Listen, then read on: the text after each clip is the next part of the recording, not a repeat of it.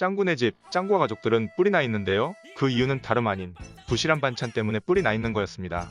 매일 아침 그냥 참아 넘기는 것도 한계가 있다고. 이에 개빡친 짱구 엄마는 냉장고에 들어있는 고기들을 보여주는데요. 오늘 밤에 불고기 파티 어때요? 짱구와 짱구 아빠는 바로 태세 전환을 해버리죠.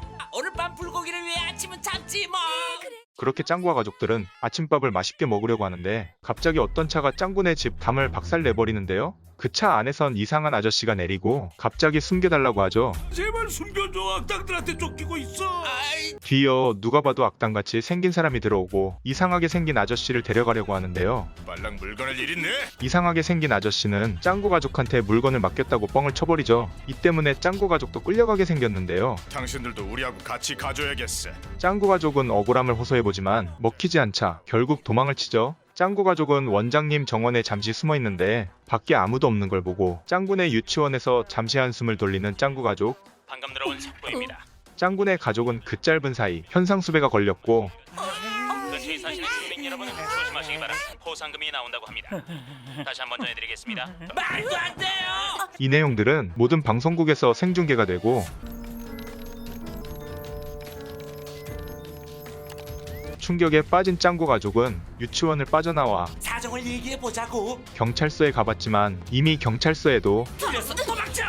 현상수배 포스터가 붙여져 있었죠. 어느새 포스터까지 만들었을까요? 주민들은 짱구 가족을 다 피해 다니고 중이야. 이 더러운 커플들이 짱구 가족을 경찰서에 넘기려고 하는데요. 그러니까 썩 꺼져.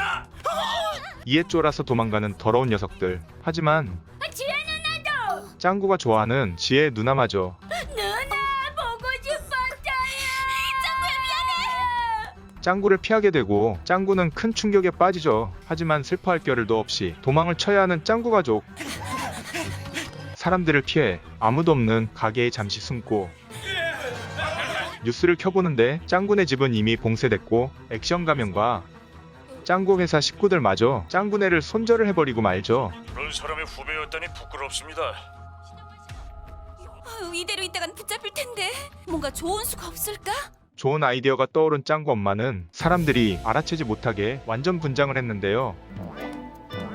그렇게 짱구 가족들은 통신병들도 속이고 완전 분장을 했나 싶었지만 바로 옆집 아줌마한테 걸리고 도망을 가게 되죠. 그렇게 짱구 가족은 기어서 도망가다가 짱구 엄마의 엉덩이가 껴버렸고 짱구가 똥침을 갈겨줘서 겨우 탈출하나 싶었지만 건너편에 웬 빗살무늬 토기를 닮은 사람이 서 있었죠. 그리고 이 빗살무늬 아저씨는 명함을 건네는데 이 사람의 정체는 짱구를 잡으려는 스위트 조직의 간부였고 자신의 TMI를 마음껏 말하는데 갑자기 옆에서 스위트 조직의 또 다른 간부 까칠한 누님이 등장하고 그 틈을 이용해 빠져나가는 짱구 가족. 이런 멍청이들 내가 씹어버렸고. 쫓으려는 빗살문의 성님은 통로에 껴버리고 짱구 가족은 탈출에 성공하는데 짱구 할아버지가 잡혀가는 모습을 보고 현타가 시겨온 짱구 가족. 하지만 불굴의 짱구 아빠는 스위트 조직의 본사를 찾아가서 오해를 풀고 저녁에 맛있는 불고기 파티를 하자고 하죠. 그렇게 짱구 가족은 히치하이킹을 하려는데 응 아니야. 어림도 없자 짱구 아빠가 나서고 이게 될 리가 있죠.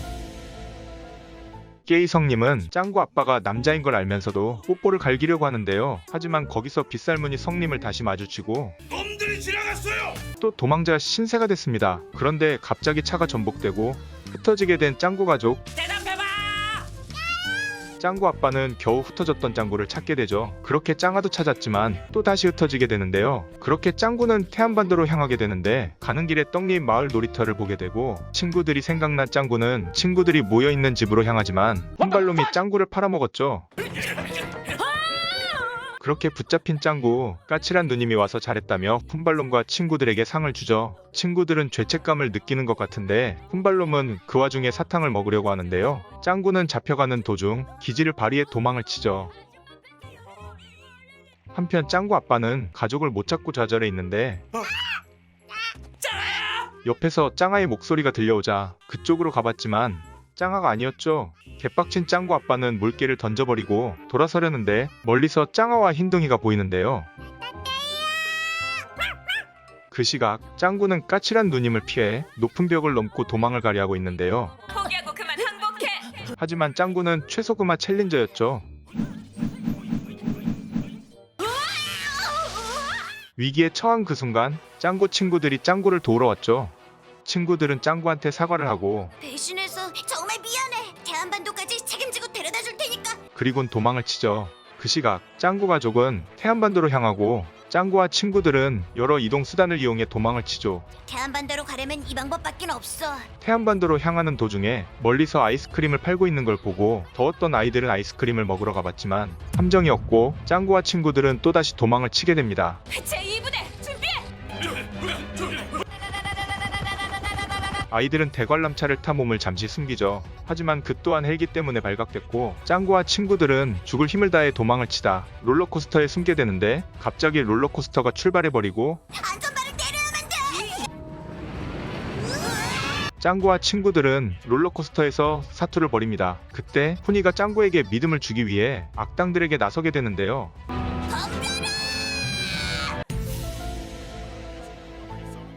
곧 잡힐 것 같던 그 순간 짱구 친구들은 짱구를 위해 희생하고 철수는 짱구에게 자전거 키를 내주게 되고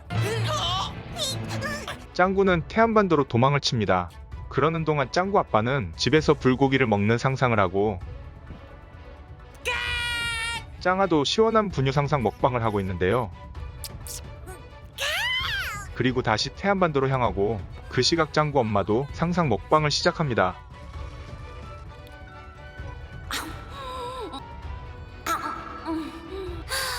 상상 먹방에 기운이 난 짱구 엄마는 다시 태안반도로 향하죠. 한편 짱구도 자전거를 타고 힘들게 태안반도로 가고 있는데요. 그만 지친 짱구도 갑자기 노란 머리가 되더니 상상 먹방을 시작하고 입맛이지로. 다시 태안반도로 향합니다. 저기가 혹시 태안반도? 하지만 까칠한 누님도 가만히 보고만 있을 사람이 아니죠.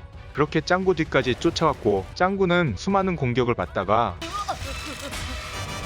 절수가 알면 화낼 텐데. 저항하지 말고 항복해. 지금 당장. 네 발이었던 자전거가 두 발이 되었습니다. 하지만 짱구는 극복해냈고 어떻게 이런 일이 계적에 일어났다. 그대로 짱구 가족이 있는 곳까지 가게 되죠.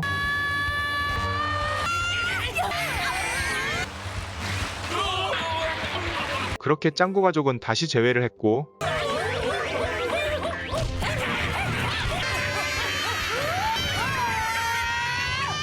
악당들을 물리친 다음 좋아, 너희들이 보여준 용기를 높이 사겠다. 투모카트 가는 걸 허락하마. 스위트 조직의 보스를 만나러 가죠. 그렇게 짱구 가족은 보스한테 원하는 게 뭐냐고 물어보지만 이에 보스는 바로 목소리라고 하죠. 사실 우리가 개발한 최면증 복장치는 많은 사람을 도와줄 수 있지. 근데 천하에 쓸모없는 우리 형이 가동에 꼭 필요한 녹음기를 가지고 도망친 거야. 조직으로 붙잡혀올 걸 두려워한 바보 형이 너희들의 아침 대화를 녹음해서 최면증 복장치에 패스워드로 입력해버렸어. 알고 보니 최면 증폭 장치의 암호 때문에 이때까지 쫓겼던 것이었죠. 아침에 나랑 나눴던 대화를 잘 기억해보라고. 그렇게 아침에 나눴던 대화를 생각해서 말해보지만 경찰한테 가요? 가서. 계속 실패하는 듯 했으나 결국 성공했고 최면 증폭 장치가 발동됩니다. 근데 갑옷을 입은 사람들이 짱구 가족을 둘러싸더니 보스는 돌려보내주겠다고 한 말은 나 뻥이야.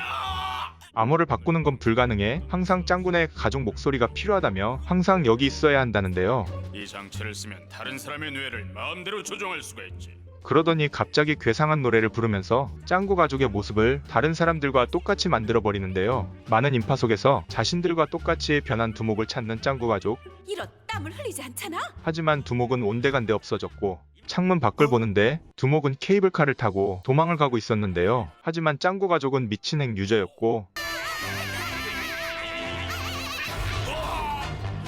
결국 두목은 잡히고 맙니다. 난 우리 집으로 돌아가고 싶다고. 그 기계로 지금까지의 소동을 다 정리하고 와. 예. 그리고 짱구는 명언을 하나 남기죠. 스위트 보이지 아저씨들, 쓸데없는 꿈은 이제 그만 꾸세요. 원래대로 매일매일 열심히 일하는 온천 리조트의 사장님과 직원이 되는 거예요. 그렇게 모두가 일상으로 돌아와 생활을 하게 되면서 영화는 끝나게 됩니다. 끝까지 봐주셔서 감사합니다. 알무비였습니다.